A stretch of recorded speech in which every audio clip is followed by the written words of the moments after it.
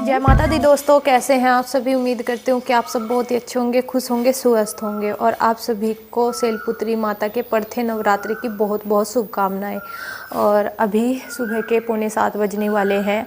मैं नहा धो ली हूँ और मैंने इस कमरे की साफ़ सफाई कर दिया। वैसे तो घर में झाड़ू पोछा हो चुका है और इस कमरे में मुझे लगानी है माता रानी की चौकी।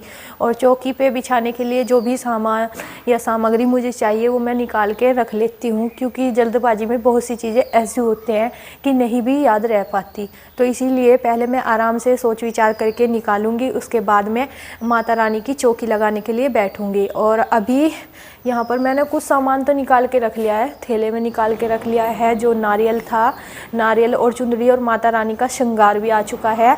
अभी आम की टहनी आनी बाकी है, क्योंकि आम की टहनी आसपास है नहीं, आम के पेड़ लगे हुए। तो मम्मी गई भी थी आम की टहनी लेने के लिए, लेकिन नहीं मिल पाई। तो भी थोड़ी बहुत देर में देखते हैं, बोला है मम्मी ने किसी को, तो वो लेके आएगा अपने लिए भी और हमारे लिए भी। तो वो भी शुभ होती है, कलश पे रखनी होती है, तो वो शुभ होती है। इसलिए चाहे तो अशोक की टहनी हो या फिर आम की टहनी हो, तो इस वजह से वो लेके आएगा। तो तब मैं अपना इतना सामान भी ढूंढ के रख लूँगी जो भी मुझे माता रानी की चौकी में चाहिएगा। और इतना अपना और भी काम है, क्योंकि रौनक और रौनक के डैडी अभी सो के नहीं उठे हैं, तो वो भी उठ जाएंगे। और उन्होंने मुझे नहीं बताया अभी तक कि वो व्रत रहेंगे या नहीं रहेंगे, लेकिन मेरा तो 9 दिन तक के अब उपवास रहेगा। तो अभी उनका नहीं पता कि वो व्रत रहेंगे या नहीं। सासू माँ भी व्रत रहेगी, अभी नहाई धोई नहीं है, क्योंकि इन्होंने बाहर और पीछे की साइड में लगाई है झाड़ू। सारे में पत्ते पत्ते उड़ते हवा के कारण, तो इस वजह से थोड़ा सा आराम कर रही है। और रौनक के डैडी, रौनक को उठा देती हूँ, उनसे भी पूछ लेती हूँ, क्योंकि फिर अगर वो नहीं रहे तो उनके लिए फिर मुझे खाना बनाना पड़ेगा और टाइम भी ज़्यादा ही होता जा रहा। फिर कंपनी भी जाना होगा, नहाना धोना भी होगा उन्हें, और पूजा पाठ में भी लगेंगे। तो इसीलिए सोच रही कि बीच में अगर चौकी लगाने के लिए बैठूँ तो फिर उठना ना पड़े, ऐसा काम हो। तो इसीलिए थोड़ा सा अलसेट कर रही हूँ। और मुहूर्त के अनुसार अभी मुहूर्त हुआ भी नहीं है, मुहूर्त भी थोड़ा लेट ही है, तो इस वजह से मैंने पूजा नहीं की अभी तक। तो चलिए पहले इनको उठा देती हूँ, उसके बाद लगाती हूँ माता रानी की चौकी। तो मैं आ गई हूँ माता रानी का दरबार सजाने के लिए। और जो सामग्री मुझे चाहिए थी माता रानी का दरबार सजाने के लिए, वो मैं सारी अपने पास उठा के लेके आ गई हूँ, ताकि मुझे बीच बीच में बार बार उठना ना पड़े। इधर मैंने रौनक और रौनक के डैडी को दोनों को जगा दिया है। रौनक के डैडी भी बोल रहे हैं कि मैं भी अब की बार व्रत रहूँगा। वो हर बार व्रत रहते हैं, माता रानी के 9 दिन तक के उपवास रखते हैं, और इस बार भी वो बोल रहे हैं कि मैं भी व्रत रहूँगा। तो मैं बेफिक्र हो गई हूँ, मुझे खाना वगैरह नहीं बनाना पड़ेगा। तो हम चारों ही व्रत हैं। रौनक तो ऐसा वैसा ही खाता है, इसका तो चिड़िया का पेट लगा हुआ है। और माता रानी बस ऐसी ही शक्ति दे देती है, सहन शक्ति दे देती है। और अभी माता रानी की नहीं बेटा ऐसे नहीं करते। तो अभी माता रानी का झटपट से दरबार सजा लेते हैं और फिर करते हैं पूजा पाठ।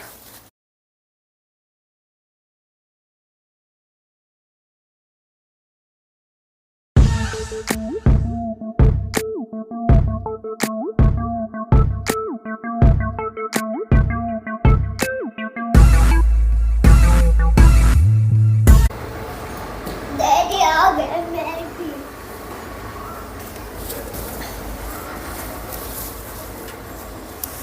डैडी पूजा पूजा कर ली। डैडी को नेक कर देखो जल्दी। आप नाम निकाल दे दो। आपने कर दे दो, यहाँ पे रखे आपके खाट में टाली में यार।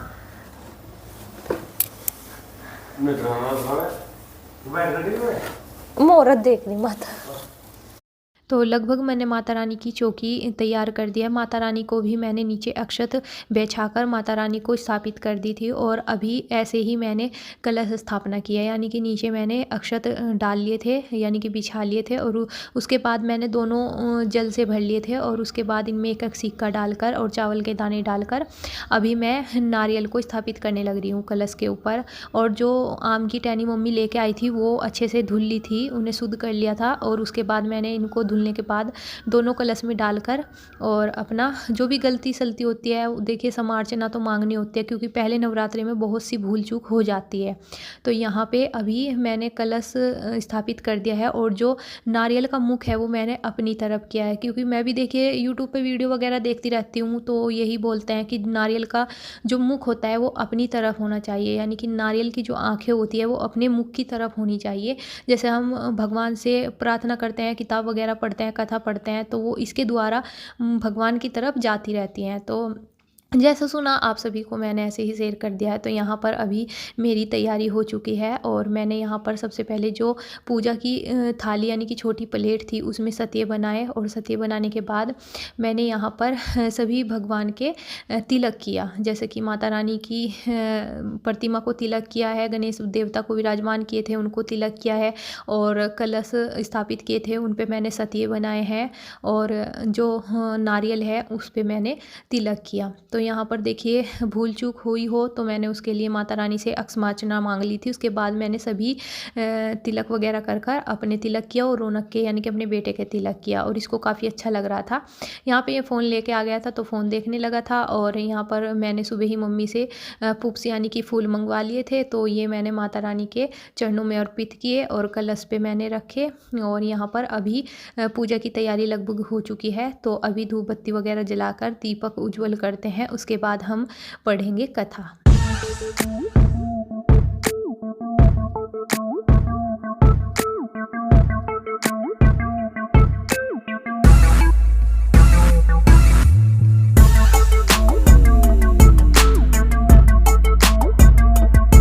घर में कोई भी पूजा पाठ कराओ या फिर कुछ भी करो तो संकल्प सबसे पहले होता है। संकल्प यहाँ पर मैंने सारी तैयारी करने के बाद हाथ में पुष्प लेकर संकल्प लिया कि ये माता रानी जो भी मनोकामना मेरी है उसे पूर्ण करना। और जैसे कि प्रथम नवरात्रि में मैं पूजा पाठ आपका कर रही हूँ ध्यान धरते हुए, ऐसे ही मैं 9 दिनों तक आपकी भक्ति भाव से पूजा पाठ करूँ। तो चलिए माता रानी का लेते हैं आशीर्वाद और करते हैं उनकी कथा प्रारंभ। जय हो माता रानी।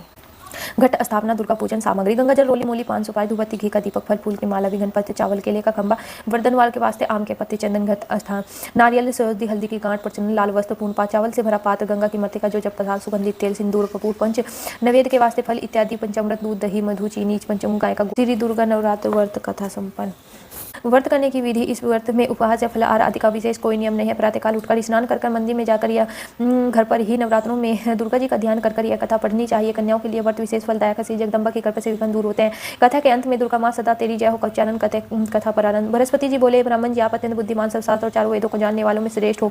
ए प्रभु कृपा कर मेरा वचन सुनो। चैत्र, अश्विनी माघ और आषाढ़ मास के शुक्ल पक्ष में नवरात्र का व्रत उत्सव क्यों किया जाता है भगवान? इस व्रत का फल क्या है? किस प्रकार करना उचित है? और पहले इस व्रत को किसने किया, सो विस्तार से कहो। बृहस्पति का ऐसा प्रश्न सुनकर ब्राह्मण जी कहने लगे कि ये बृहस्पति, प्राणियों का हित करने की इच्छा से तुमने बहुत ही अच्छा प्रश्न किया है। ए बृहस्पति, जिसने पहले इस महाव्रत को किया उसका पवित्र इतिहास मैं तुम्हें सुनाता हूँ, तुम सावधान होकर सुनो। इस प्रकार ब्राह्मण जी के वचन सुनकर बृहस्पति जी बोले, ब्राह्मण जी मनुष्यों का कल्याण करने वाले इस व्रत के इतिहास को मेरे लिए कहो, मैं सावधान होकर सुन रहा हूँ, आपकी शरणाई मुझ पर कृपा करो। ब्राह्मण जी बोले, पीठत नाम के मनोहर नगर में एक अनाथ नाम का ब्राह्मण रहता था। वह भगवती दुर्गा का भक्त, उसके संपूर्ण सद्गुणों से युक्त मानो ब्राह्मण की सबसे पहली रचना हो ऐसी यथार्थ नाम वाली सुमति नाम की एक अत्यंत सुंदर कन्या पैदा हुई। वह कन्या सुमति अपने घर के बाल्यकपन में अपनी सहेलियों के साथ क्रीड़ा करती हुई इस प्रकार बढ़ने लगी जैसे सूर्य पक्ष में चंद्रमा की कला बढ़ती है। उसका पिता प्रतिदिन दुर्गा जी की पूजा और होम किया करता था। उस समय वह भी नियम से वहां उपस्थित होती थी। एक दिन वह सुमति अपनी सखियों के साथ खेलने लगे, भगवती के पूजन में उपस्थित नहीं हुई।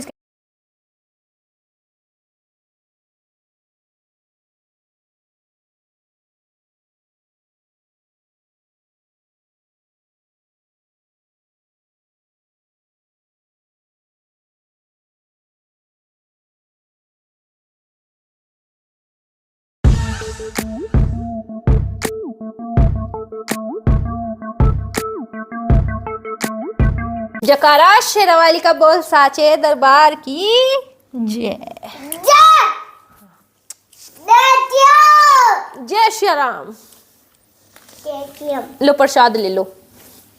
हाँ लो प्रसाद ले लो। आप माता रानी को मैंने भोग लगा दिया, आप प्रसाद ले लो, ठीक है, खा लो बेटा। नहीं वहाँ नहीं, डैडी जा रहे, चलो दाना रखेंगे, चलो चलो। हाँ चलो लो प्रसाद दे कालेट। तो हमारी पूजा पाठ संपन्न हो चुकी है और यहाँ पर रौनक भी आ गया है। रौनक बोल रहा है कि मुझे भी माथा टेकना माता रानी के दरबार में। तो देखिए रौनक भी अभी माथा टेकने लगा। नुको माता रानी मुझे बुद्धि दे दो, एक बुद्धि दे दो, माता रानी मुझे बुद्धि दे दो। बुद्धि दे दो। हाँ तो जी चलिए, पहले नवरात्रे की शुरुआत हो चुकी है माता रानी का आशीर्वाद लेकर। और इधर रौनक के डैडी को भी आज थोड़ा सा लेट हो गया है क्योंकि पूजा पाठ भी मेरी थोड़ी लेट ही हुई है। तो ये व्रत है और इनको मैंने 1 गिलास का दूध और थोड़े से दिए हैं काजू भून के, क्योंकि इनका क्या काम है, इनका मार्केट का काम होता है, कंपनी से आना जाना रहता है मार्केट में। तो धूप भी कड़ाके की हो रही है और गर्मी भी शुरू हो चुकी है। तो देखिए थोड़ा बहुत तो पेट में अगर गिर जाए सुबह ही तो फिर अपना काम करते रहते हैं। तो जल्दी जल्दी में मैंने थोड़े से काजू ही दिए भून के, और अभी बस ये दूध और दवाई वगैरह इन्होंने अपनी ले ली। तो एक तरफ दोनों दादी पोते चल दिए हैं घूमने के लिए, और इधर मैं रौनक को बोल रही, मैंने कहा स्कूल चल, तो स्कूल के नाम से मत्था ठिनकना शुरू हो गया इसका। तो स्कूल नहीं जाना, बस घूमने के लिए जाना। अपनी माँ जी को लेकर चल दिया ये बाहर, नु कह रहा मैं स्कूल नहीं जाऊँगा आज। तो 2-3 दिन ही गया स्कूल में और जाकर बस छक गया। अभी ये दोनों दादी पोते चल दिए हैं घूमने के लिए। और तो इधर देखिए मेरे घर का काम कुछ नहीं हुआ है, तो चलिए मैं भी अपने घर के काम को झटपट से संगवा लेती हूँ।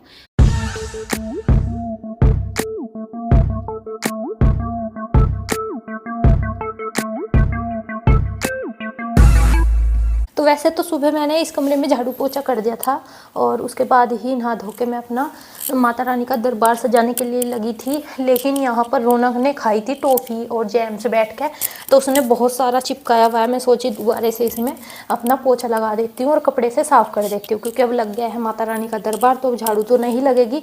तो इसीलिए मैं कपड़े से, जो वैसे अन्य सामग्री थोड़ी बहुत खिंड जाती है अलग से, जैसा पत्ते वगैरह, और कमरों में तो मैंने झाड़ू से सफाई कर दी है, पोछा लगाना बाकी है। लेकिन इस कमरे में मैं कपड़े से ही साफ़ करूँगी अब 9 दिनों तक। इस कमरे में मैं झाड़ू नहीं लगाऊंगी।